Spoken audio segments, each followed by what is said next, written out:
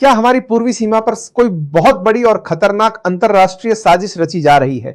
क्या वाकई पश्चिमी सरहद पर पूरी तरह नाकाम होने के बाद हमारे विरोधियों ने भारत को घेरने के लिए एक नया और आत्मघाती रास्ता चुन लिया है? और पश्चिम बंगाल के मुर्शिदाबाद में अचानक ऐसा क्या हुआ जिसने देश की राजधानी दिल्ली से लेकर पूरे सुरक्षा गलियारों तक हड़कंप मचा दी? दोस्तों, आखिर बांग्लादेश और पाकिस्तान ने मिलकर वह कदम उठा ही लिया जिसकी कल्पना भारत ने अपने सपने में भी नहीं की थी। बांग्लादेश सीमा पर कंटीले तारों की फेंसिंग लगा रहे हमारे बीएसएफ के जांबाज जवानों के सामने अचानक कुछ ऐसा हुआ जिसकी कल्पना शायद भारतीय सुरक्षा ग्रिड ने अपने सबसे बड़े रणनीतिक अनुमानों में भी नहीं की थी।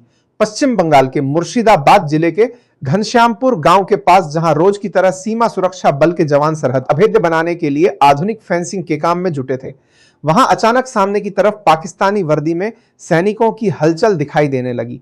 यह अभूतपूर्व दृश्य देखकर एक पल के लिए ग्राउंड जीरो पर तैनात सुरक्षा बल भी भौचक्का रह गया।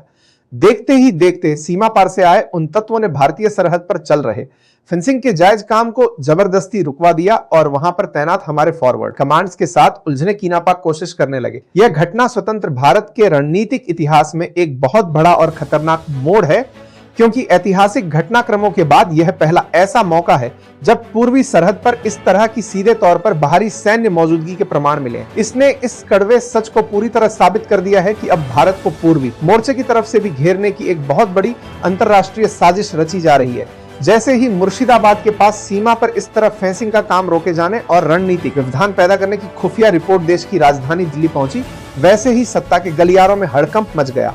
साउथ ब्लॉक से लेकर कूटनीतिक हलकों तक हाई लेवल बैठकों का दौर तत्काल प्रभाव से शुरू हो गया। इस गंभीर स्थिति की पूरी जानकारी तुरंत प्रधानमंत्री कार्यालय को दी गई, जिसके ठीक बाद गृह मंत्री, रक्षा मंत्री और राष्ट्रीय सुरक्षा सलाहकार यानी एनएसआई अजीत डोभाल की बंद कमरों में घंटों लंबी मैराथन बैठकों का सिलसिला शुरू हो गया। भारतीय इंटेलिजेंस एजेंसियां इस बात को बखूबी समझ चुकी हैं कि यह महज एक सीमावर्ती विवाद नहीं है, बल्कि पश्चिमी मोर्चे पर पूरी तरह नाकाम होने के बाद अब पूर्वी रास्ते से भारत के भीतर अस्थिरता फैलाने का एक सुनियोजित और साझा चक्रव्यूह है। जब से भारतीय सेना ने पश्चिमी सीमाओं और संवेदनशील पहाड़ी क्षेत्रों में घुसपैठ के सभी रास्तों पर पूरी तरह ताला लगा दिया, तब से वहां के रणनीतिकार बुरी तरह बौखलाए हुए हैं और अब वे इस वैकल्पिक रास्ते का इस्तेमाल करके सुरक्षा ग्रिड को चुनौती देना चाहते हैं। तो आखिर मुर्शिदाबाद के इस बेहद संवेदनशील सेक्टर में अचानक इस तरह की बाहरी दखल अंदाजी के पीछे का असली मास्टरमाइंड कौन है और भारत सरकार ने बंद कमरों में हुए इस महामंथन के बाद ऐसा कौन सा कड़ा और अभूतपूर्व फैसला लिया है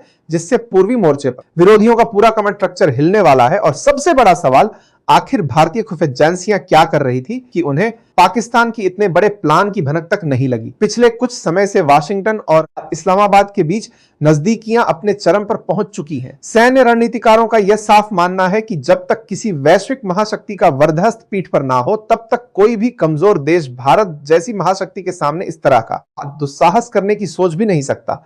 बिना किसी बड़े अंतरराष्ट्रीय इशारे या हरी झंडी के पूर्वी मोर्चे पर इतना संवेदनशील और आक्रामक कदम उठाना पूरी तरह नामुमकिन है। दरअसल पिछले कुछ महीनों में वैश्विक परिदृश्य तेजी से बदला है। दक्षिण एशिया के इस पूरे हिस्से में भारत की बढ़ती हुई आर्थिक ताकत और स्वतंत्र विदेश नीति ने कई वैश्विक ताकतों के माथे पर शिकन ला दी है। यही वजह है कि पुरानी दोस्ती को दोबारा जिंदा करते हुए अत्याधुनिक हथियारों, सैन्य उपकरणों और भारी वित्तीय सहायता के बंद हो चुके रास्तों को फिर से खोल दिया गया है। जब भारत ने अपनी सीमाओं को पूरी तरह डिजिटल और अभेद्य बनाने के लिए स्मार्ट फेंसिंग का काम तेज किया, तो इसका सीधा असर उन ताकतों पर पड़ा जो इस क्षेत्र में अपने रणनीतिक हितों को साधने के लिए अस्थिरता का माहौल बनाए रखना चाहती है। मुर्शिदाबाद के घनश्यामपुर सेक्टर में भारतीय सुरक्षा बलों को फेंसिंग लगाने से रोकना असल में भारत की उसी संप्रभुता को परखने की एक बड़ी वैश्विक साजिश है। जब सरहद पर इस तरह का अभूतपूर्व और खतरनाक गतिरोध पैदा हुआ, तो जमीनी स्तर पर तैनात हमारे जांबाज जवानों ने भी पलक झपकते ही अपनी रणनीति बदल दी। जैसे ही सामने की तरफ से फेंसिंग के काम को रोकने और हमारे कमांड्स को पीछे धकेलने की कोशिश की गई, वैसे ही ग्राउंड जीरो पर तैनात सुरक्षा ग्रिड ने अपनी पोजीशन संभाल ली। हमारे कमांडरों ने बिना एक सेकंड का वक्त गंवाए तुरंत अतिरिक्त टुकड़ियों को हॉटलाइन के जरिए घनश्यामपुर सेक्टर की तरफ रवाना कर दिया। सुरक्षा बलों ने साफ शब्दों में सामने खड़े तत्वों को चेतावनी दे दी कि यदि उन्होंने भारतीय संप्रभुता के दायरे में 1 इंच भी आगे बढ़ने की कोशिश की तो इसका अंजाम बेहद गंभीर होगा। यह भारत का वो कड़ा और ऑन द स्पॉट स्टैंड था जिसकी उम्मीद शायद उन घुसपैठियों को बिल्कुल नहीं थी। उन्हें लगा था कि इस संवेदनशील मोड़ पर भारतीय बल कूटनीतिक बातचीत या पीछे हटने का रास्ता चुनेंगे, लेकिन यहां तो पूरा नजारा ही बदल चुका था। हमारे जवानों के इस फौलादी इरादे और आक्रामक बॉडी लैंग्वेज को देखकर सामने खड़े तत्वों के हौसले पस्त होने लगे। वे समझ चुके थे कि पश्चिम बंगाल की इस सीमा पर तैनात सुरक्षा बल अब केवल निगरानी करने के लिए नहीं खड़े हैं, बल्कि किसी भी प्रकार के दुस्साहस का तुरंत और निर्णायक जवाब देने के लिए पूरी तरह स्वतंत्र हैं।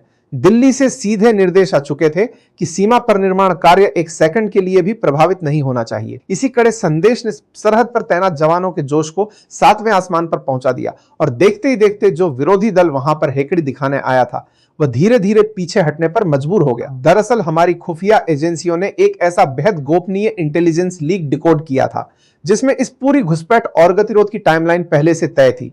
इस लीक रिपोर्ट के मुताबिक पश्चिमी सीमाओं पर पूरी तरह नाकाम होने के बाद विरोधियों ने एक नया प्रॉक्सी प्लान तैयार किया था। इस प्लान का मकसद था भारत को पूर्वी मोर्चे पर इस कदर उलझा देना कि हमारी सेना का एक बड़ा हिस्सा वहां रिडिप्लॉय करना पड़े, जिससे भारत के दूसरे रणनीतिक सेक्टर्स कमजोर हो जाएं। लेकिन दिल्ली में बैठे हमारे नीति निर्माताओं ने एक ऐसा ऐतिहासिक फैसला लिया जिसकी उम्मीद सीमा पार के रणनीतिकारों ने कभी सपने में भी नहीं की थी।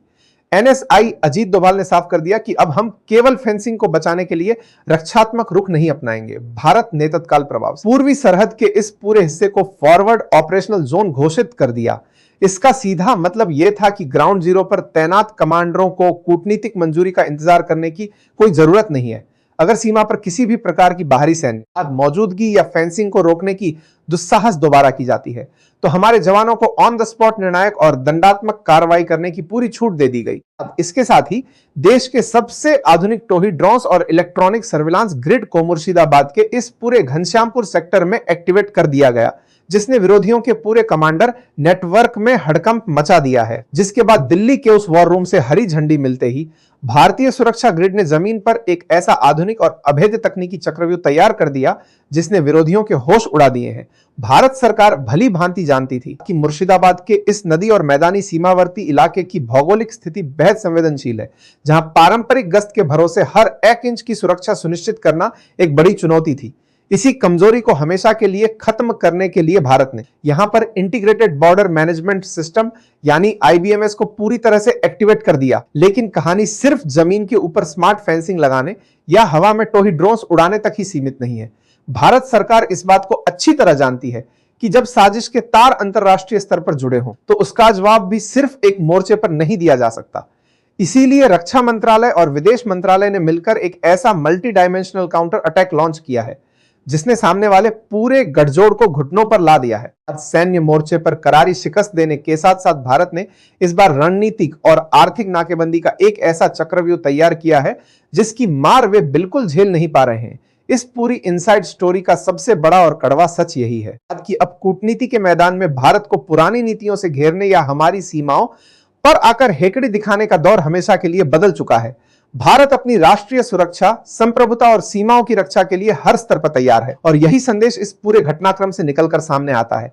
बाकी इसमें आपकी क्या राय है हमें कमेंट बॉक्स में जरूर बताएं। चैनल पर नए हैं तो चैनल को सब्सक्राइब कर लीजिए। Thanks for watching this video.